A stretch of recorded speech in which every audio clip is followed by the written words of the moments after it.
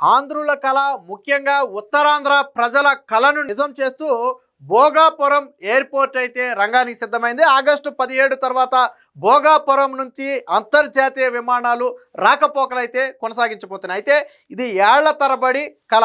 ఇప్పుడు భోగాపురం విమానాశ్రయం ఎప్పుడైతే దాదాపుగా ప్రజల ముందుకు రాబోతుందో ఇప్పుడు పార్టీలు కొట్టుకుంటున్నాయి. ఏమని? ఇది మా క్రెడిట్ అని తెలుగుదేశం పార్టీ అంటే, లేదు మా క్రెడిట్ అని చెప్పి వైసీపీ పార్టీ అంటుంది.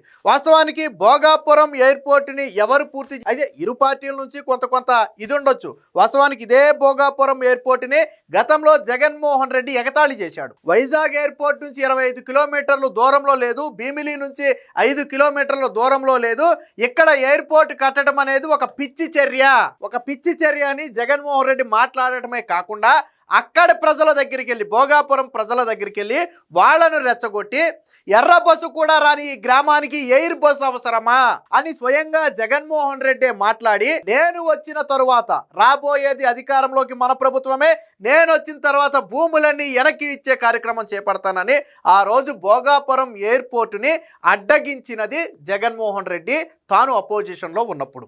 చంద్రబాబు గారు, వాస్తవానికి ఇది 97లోనే చంద్రబాబు గారు విశాఖ ప్రాంతంలో ఒక ఎయిర్పోర్ట్ రావాలని చెప్పి అప్పట్లోనే భోగాపురంతో పాటు ఒక 2-3 ప్రాంతాలను కూడా పరిశీలించారు. 97లోనే చంద్రబాబు గారికి ఆలోచన ఉంది. బట్ విభజిత ఆంధ్రప్రదేశ్ తర్వాత ఖచ్చితంగా ఆంధ్రప్రదేశ్కు వైజాగ్ ఏరియాలో భోగాపురమే కరెక్ట్గా ఉంటుందని ఆ రోజు ఇక్కడ ల్యాండ్ తీసుకునే ప్రయత్నం చేస్తే వాస్తవానికి మొదట 15,000 ఎకరాలు సేకరించాలనుకున్నారు. కానీ జగన్ రావు రంగంలోకి దిగి అసలు ఇక్కడ ఎయిర్పోర్టే అనవసరం, విశాఖ ఎయిర్పోర్ట్ పక్కనే ఉంటే ఇక్కడ ఎయిర్పోర్ట్ కట్టడం ఏంటి, ఇదంతా చంద్రబాబు బినామీలకు దోచిపెట్టడానికేనని చెప్పి జగన్ ఆ రోజు రైతులను రెచ్చగొడితే చివరికి 2,700 ఎకరాలు సుమారుగా నాడు చంద్రబాబు గారి ప్రభుత్వంలోనే సేకరించారు.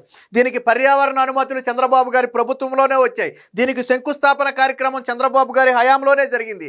ఏదైతే ల్యాండ్ ఎక్వైర్ చేసుకున్న వాళ్ళకి నష్టపరిహారం ఉందో ఆ పరిహారం కూడా చంద్రబాబు గారి హయాంలోనే ఇచ్చారు. అప్పుడు ఎకరానికి 26 లక్షల నుంచి 38 లక్షలు ఆ ఏరియాను బట్టి డబ్బులు ఇచ్చారు. కొంతమందికేమో 5 సెంట్ల స్థలంతో పాటు ఒక 10 లక్షల రూపాయలు చొప్పున డబ్బులు ఇచ్చారు. సో వీళ్ళ నష్టపరిహారాలు ఏదైతే కాంపన్సేషన్ ఉందో ఇది మొత్తం కూడా ఎవరి హయాంలో ఇచ్చారు? తెలుగుదేశం పార్టీ హయాంలో ఇచ్చారు. అంటే ల్యాండ్ సేకరించింది ఆయనే, పర్యావరణ అనుమతులు తెచ్చింది ఆయనే, అలాగే దాన్ని శంకుస్థాపన చేసింది ఆయనే, అలాగే ఆ కాంపన్సేషన్ ఇచ్చింది ఆయనే. అంటే అన్ని చేసింది తెలుగుదేశం పార్టీ హయాంలోనే. కానీ జగన్మోహన్ రెడ్డి ఏం చేశాడు? ఎయిర్పోర్ట్ పనులు మొదలైన తర్వాత తాను మళ్ళొకసారి శంకుస్థాపన చేసే ప్రయత్నం చేశాడు 2023లో అనుకుంటా. అంటే ఎయిర్ బస్, ఎర్ర బస్సు కూడా రాని గ్రామానికి ఎయిర్ బస్ అవసరమా అని మాట్లాడిన జగన్మోహన్ రెడ్డి తర్వాత ఇప్పుడు ఈ రోజు ఇందాక కొద్దిసేపటి క్రితం కూడా ఈ క్రెడిట్ అంతా వైసీపీ పార్టీదే, చంద్రబాబు నాయుడు ఆ క్రెడిట్ చోరీ చేస్తున్నాడని చెప్పి స్వయంగా జగన్మోహన్ రెడ్డి తన అకౌంట్లో ఒక ట్వీట్ కూడా వేసుకున్నాడు. సో మరి నిజంగా ఎవరు భోగాపురం ఎయిర్పోర్ట్కి ఎవరు ఏం చేశారు అనేది ఒకసారి జగన్ మాట్లాడిన మాటలోనే అది విన్న తర్వాత మనం విషయంలోకి వెళ్దాం. ఒకసారి జగన్ మాటలు విందాం. మీరు నోటితో చెప్తే ఇదేదో ఒక పార్టీకి అనుకూలంగా చెప్పారని చాలామంది అనుకోవచ్చు. కానీ వాస్తవాలు ఏంటనేది స్వయంగా జగన్మోహన్ రెడ్డి వీడియో ప్లే చేసి చూపిస్తాను. ఆ తర్వాత మీరే డిసైడ్ అవ్వండి. జగన్మోహన్ రెడ్డి భోగాపురం ఎయిర్పోర్ట్ని అడ్డుకున్నాడా, స్వాగతించాడా, ఇప్పుడు క్రెడిట్ తీసుకోవడానికి జగన్మోహన్ రెడ్డికి అర్హత ఉందా లేదనేది ఈ వీడియో చూసిన తర్వాత మీరే చెప్పండి. గట్టిగా దీన్ని ఆపే కార్యక్రమం, గట్టిగా పోరాడదాం, గట్టిగా నిలబడదాం, కోర్టుకు కూడా పోదాం, కోర్టులో కేసులు వేసినా కూడా గట్టిగా దీన్ని ఆపే కార్యక్రమం చేద్దాం. రానున్న రోజులు మన రోజులని మాత్రం చంద్రబాబు నాయుడు గారు కూడా మర్చిపోకూడదు. మనం అందరం కూడా అదే గుర్తు పెట్టుకుందాం. ఇది ఏ రకంగా న్యాయం? ఉన్న విశాఖపట్నం ఎయిర్పోర్ట్ ను బాగా ఉన్నదాన్ని వదిలేసి వేరే చోటికి పోయి ఎయిర్పోర్ట్ పేరిట అక్వైర్ చేయాలి అని చెప్పి దిక్కుమాలిన ఆలోచన చేయడం, రైతులు కడుపు కొట్టడం నిజంగా ఎంత మటుకు ధర్మం అని అడుగుతా ఉన్నా. భోగాపురం అన్నది భీమిలి నుంచి 5 కిలోమీటర్ల దూరంలో భోగాపురం ఉంది. విశాఖపట్నం నుంచి 25 కిలోమీటర్ల దూరంలో ఉంది. ఎర్ర బస్సు కూడా రాని ఈ గ్రామానికి ఎయిర్పోర్ట్ ఎందుకు సార్ అని అడుగుతా ఉంది నరసాయమ్మ. సో విన్నారు కదా, ఇది జగన్మోహన్ రెడ్డి. ఇప్పుడు మీరు మాట్లాడిన 3 వీడియోలు కూడా 3 సందర్భాల్లో వీడియోలు కావచ్చు, కానీ మొత్తం కూడా భోగాపురం ఎయిర్పోర్ట్ గురించి మాట్లాడింది. మొదట మాట్లాడుతూ ఏం చెప్పాడు? నేను అడ్డుకుంటాను, అవసరమైతే కోర్టులకు వెళదాం, రాబోయే ప్రభుత్వం నాది అని చెప్పి చంద్రబాబు నాయుడు గుర్తుపెట్టుకోవాలని చెప్పి ఆ రోజు రైతుల భూములు తిరిగి ఇచ్చేస్తాను అని చెప్పిన వ్యక్తి జగన్మోహన్ రెడ్డి. అలాగే భోగాపురం ఎయిర్పోర్ట్కి అనుమతులు రాకుండా రైతుల పేరుతో కోర్టులో కేసులు వేయించింది కూడా జగన్మోహన్ జగన్మోహన్ రెడ్డి. తర్వాత కోర్టులో కేసులు కొట్టేసి అది వేరే విషయం. బట్ కోర్టులో కేసులు వేయించింది కూడా జగన్మోహన్ రెడ్డి. స్వయంగానే బహిరంగంగా ఒప్పుకున్నాడు ఆయన కోర్టులో కేసులు వేస్తామని. తర్వాత ఏమన్నాడు ఆయన, 25 కిలోమీటర్ల దూరంలో వైజాగ్ ఎయిర్పోర్ట్ ఉంది, 5 కిలోమీటర్ల దూరంలో భీమిలి ఉంది. ఇక్కడ ఎయిర్పోర్ట్ కట్టడం అంటే ఒక పిచ్చి చర్యలాగా అభివర్ణించింది ఎవరు? జగన్మోహన్ రెడ్డి. అంటే ఆ రోజు చంద్రబాబు గారి నిర్ణయాన్ని పిచ్చి చర్య అని మాట్లాడింది ఎవరు? జగన్మోహన్ రెడ్డి. చివరిలో ఏమన్నాడు ఆయన, ఎర్ర బస్సు కూడా రాని గ్రామానికి ఎయిర్ బస్సు ఎందుకని చెప్పి ఇక్కడ ప్రజలు అడుగుతున్నారు. సో చంద్రబాబు నాయుడు ఏంటయ్యా ఇదని చెప్పి ప్రశ్నించింది ఎవరు? జగన్మోహన్ రెడ్డి. ఈ 3 మాటలు దేని గురించి మాట్లాడాడు? భోగాపురం ఎయిర్పోర్ట్ గురించి మాట్లాడాడు. ఇప్పుడు చెప్పండి, జగన్మోహన్ రెడ్డికి భోగాపురం ఎయిర్పోర్ట్లో క్రెడిట్ తీసుకోవడానికి అర్హుడా? నువ్వు ఏదైతే వస్తే ప్రజలకు నష్టం జరుగుతుంది, నేను రానివ్వను, నేను అడ్డుకుంటాను, ఇది తప్పుడు చర్య, చంద్రబాబు దుర్మార్గ చర్య అని మాట్లాడిన నువ్వు ఈ రోజు క్రెడిట్ తీసుకోవడానికి ఎలా అర్హుడు నువ్వే చెప్పాలి. నేను ఈ వీడియో ప్లే చేశా, ఇందులో నేనేం మార్పు చేసింది లేదు, నేనేమి ఫేక్ చేసింది లేదు. ఆయన మాట్లాడిన వీడియోలో క్లుప్తంగా 1 నిమిషంలో తీసుకొచ్చి మీ ముందు పెట్టా. ఇప్పుడు భోగాపురం ఎయిర్పోర్ట్లో జగన్మోహన్ రెడ్డి క్రెడిట్ తీసుకోవడానికి అర్హుడా? మీరే చెప్పండి. జగన్మోహన్ రెడ్డి ఏం చేశాడు భోగాపురానికి? ఆల్రెడీ ప్రారంభమైన భోగాపురాన్ని అట్లీస్ట్ నాశనం చేయకుండా వదిలేశాడు అనుకోండి, నిర్లక్ష్యం చేశాడు. నాశనం అంటే ప్రజావేదిక కూల్చినట్టు కూల్చలా. అది జగన్మోహన్ రెడ్డి చేసిన మంచి పని ఏదైనా ఉందంటే వైసీపీ హయాంలో ప్రజావేదికను కూల్చేసినట్టుగా భోగాపురం ఎయిర్పోర్ట్ను కూల్చలా. అది సంతోషం. జగన్మోహన్ రెడ్డికి 2 సార్లు శంకుస్థాపన చేసే ఫ్యాంటసీ ఒకటి ఉంది. ఏంటి ఆ ఫ్యాంటసీ అంటే, మీకు కడప స్టీల్ ప్లాంట్కి 2 సార్లు శంకుస్థాపన చేశాడు జగన్మోహన్ రెడ్డి చేశాడు. మొదట చంద్రబాబు గారు చేయలేదు అనుకోండి, మొదట రైట్ అది చంద్రబాబు గారు 2019లో ఎన్నికలకు ఒక 5-6 నెలల ముందు శంకుస్థాపన చేస్తే, జగన్మోహన్ రెడ్డి సీఎం అయిన తర్వాత 2 సార్లు శంకుస్థాపన చేశాడు కడప స్టీల్ ప్లాంట్. చంద్రబాబు గారు కియా ప్లాంట్ తీసుకొచ్చి ఉత్పత్తి కూడా ప్రారంభమైన తర్వాత జగన్మోహన్ రెడ్డి మళ్ళీ ప్రారంభోత్సవం చేశాడు కియా ప్లాంట్. అలాగే భోగాపురం ఎయిర్పోర్ట్కి ఆల్రెడీ చంద్రబాబు గారు శంకుస్థాపన చేసిన తర్వాత మళ్ళీ జగన్ వెళ్ళి మళ్ళీ దాన్ని ఒక ప్రారంభోత్సవం చేసే ప్రయత్నం చేశాడు. అంటే వీటన్నిటికీ చంద్రబాబు గారు పునాదులు వేసి ప్రారంభోత్సవాలు చేసిన తర్వాత లేదు నా ముద్ర కూడా ఉండాలని చెప్పి వెళ్ళి దాని మీద ఒక చెయ్యటం జగన్మోహన్ రెడ్డికి అలవాటుగా మారింది. సో అందులో భాగంగానే జగన్మోహన్ రెడ్డి చేసినటువంటి ప్రకటన ఇది. సో దీనికి సంబంధించిన ఒక వార్త కూడా వచ్చింది, ఒకసారి చూద్దాం. ఎర్ర బస్సు రాదన్నారు, ఎయిర్ బస్సు వచ్చేస్తుంది, వైసీపీ వెక్కిరింతలకు బదులిచ్చిన భోగాపురం అని చెప్పి ఒక ఆర్టికల్ వచ్చింది. ఇందాక మీకు జగన్మోహన్ రెడ్డి మాట్లాడింది చూపించా కదా, సో ఆ వీడియోనే. నేవీ నియంత్రణలో ప్రస్తుత విశాఖ ఎయిర్పోర్ట్. అసలు ఇక్కడ భోగాపురం ఎయిర్పోర్టు అసలు కారణం ఏంటంటే, హుదూద్ తుఫాన్ తర్వాత చంద్రబాబు గారు ఒక బలంగా నిర్ణయం తీసుకున్నారు. ఎందుకంటే ఈ విశాఖ ఎయిర్పోర్ట్ అనేది నేవీ నియంత్రణలో ఉంటుంది. అంతర్జాతీయంగా విశాఖ ఎయిర్పోర్ట్ నేవీ నియంత్రణలో ఉండటంతో కొద్దిగా ఇబ్బందులు ఉన్నమాట వాస్తవం. సో దానికి ఒక లిమిట్ ఉంటుంది, ఒక పరిమితులు ఉంటాయి, పర్మిషన్లు ఉంటాయి. సో దీంతోనే విశాఖ ఎయిర్పోర్ట్ను కాదని ఈరోజు భోగాపురం ఎయిర్పోర్ట్కి శ్రీకారం చుట్టారు. సో వారు అనుమతించిన మేరకే పౌర విమానాలు నడపాల్సి ఉంటుంది. సో అదే పెద్ద ప్రాబ్లం ఇక్కడ. కొత్త అంతర్జాతీయ విమానాశ్రయం అవసరం. దీనిపై 97లోనే చంద్రబాబు ఆలోచన. హుదూద్ తర్వాత గట్టిగా ప్రతిపాదనలు. ఒకవైపు తీరం, మరోవైపు మాన్యం, మధ్యలో భోగాపురం. ప్రతిపక్షంలో ఉండగా కేసులతో వైసీపీ అడ్డగింతలు. నేను ఇందాక అదే చెప్పింది కోర్టు కేసుల గురించి.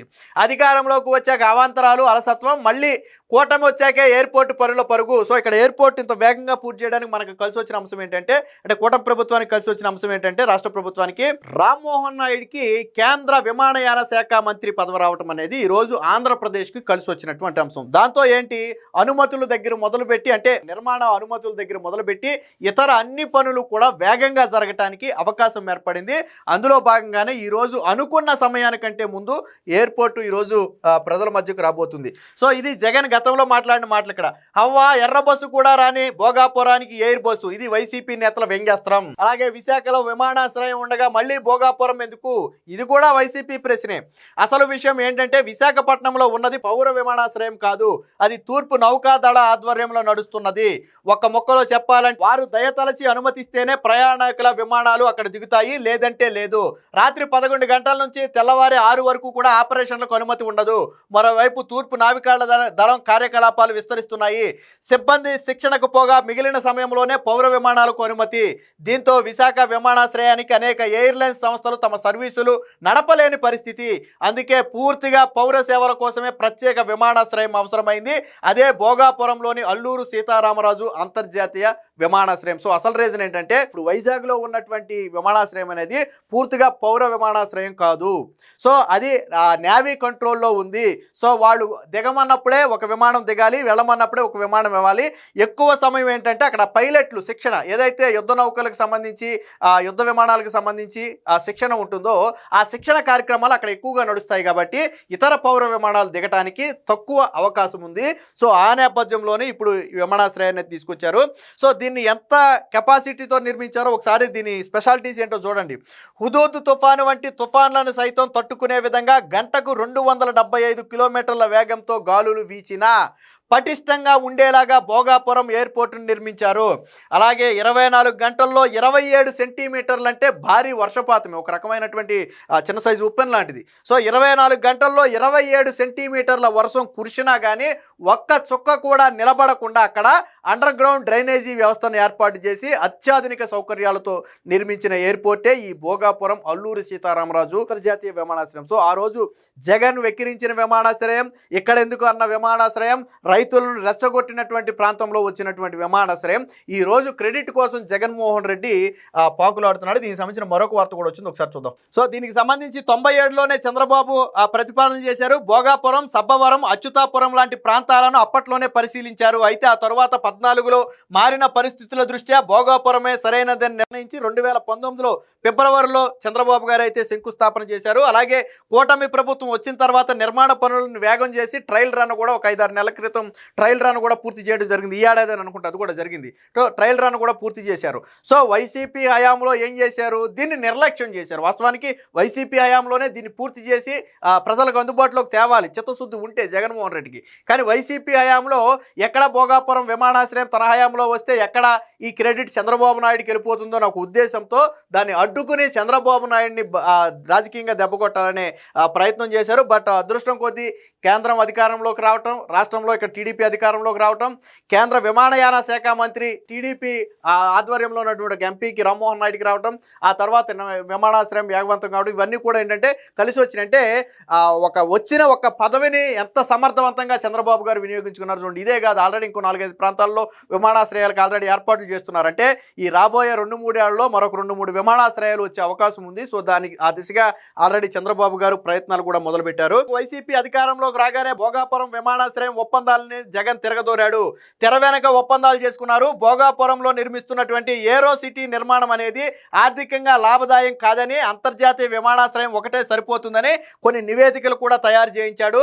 చంద్రబాబు నాయుడు హయాంలో ఎంజీఆర్కు భోగాపురంలో ఇచ్చిన 2703 ఎకరాల్లో 500 ఎకరాలు జగన్ వెనక్కి తీసేసుకున్నాడు. తనకు తానుగా భోగాపురం ఎయిర్పోర్ట్కి 1 ఎకరం సేకరించాల్సింది పోయి ఎయిర్పోర్ట్కి ఆల్రెడీ చంద్రబాబు గారు ఇచ్చిన భూముల్లో ఒక 500 ఎకరాలు, ఎంజీఆర్కి ఇచ్చినటువంటి జిఎంఆర్కి ఇచ్చినటువంటి భూమిలో ఒక 500 ఎకరాలు జగన్మోహన్ రెడ్డి తిరిగి వెనక్కి తీసుకుని తనకు కావాల్సిన వాళ్ళకి కట్టబెట్టాడు అనేది అప్పుడు ఉన్నటువంటి ఆరోపణ అనుకోండి. తర్వాత జగన్మోహన్ రెడ్డి మళ్ళీ 2023లో భోగాపురం విమానాశ్రయానికి శంకుస్థాపన చేసి భోగాపురం పనులు ప్రారంభించకుండానే విశాఖ విమానాశ్రయం మూసేయాలంటూ తన ఎంపీలతో ఢిల్లీలో లేఖ ఇప్పించాడు. ఎంత తెలుగో చూడండి. ఇక్కడ భోగాపురం విమానాశ్రయంలో పనులే పూర్తి కాలేదు, కానీ విశాఖలో ఉన్న విమానాశ్రయం ఉందో దాన్ని వెంటనే మీరు మూసేయండి, మా దగ్గర విమానాశ్రయం వచ్చేసిందని చెప్పి జగన్మోహన్ రెడ్డి ఢిల్లీలో తన ఎంపీలతో లేఖలు కూడా ఇప్పించినటువంటి పరిస్థితి. అంటే వైసీపీ ఇక్కడ చూడండి, చంద్రబాబు గారి హయాంలో మొదట 15,000 ఎకరాలు సేకరించాలనే వార్తలు వచ్చాయి, కానీ తర్వాత జగన్మోహన్ రెడ్డి అక్కడ రైతులను రెచ్చగొట్టి స్థానికుల నుంచి వ్యతిరేకత తెప్పించడంతో 5,300 ఎకరాలకు పరిమితం చేశారంటే మొత్తంగా 5,300 ఎకరాలు సేకరించాలనుకున్నారు. కానీ జగన్మోహన్ రెడ్డి ఆ రోజు తీవ్ర అభ్యంతరాలు లేవనెత్తడం, రైతులను రెచ్చగొట్టడం, కోర్టులో కేసులు వేయడం వల్ల 2,708 ఎకరాలు మాత్రమే ఆ రోజు సేకరించడం జరిగింది. ఆల్మోస్ట్ ఇక ఆ 2,700 ఎకరాల దగ్గరే ఆగిపోయింది.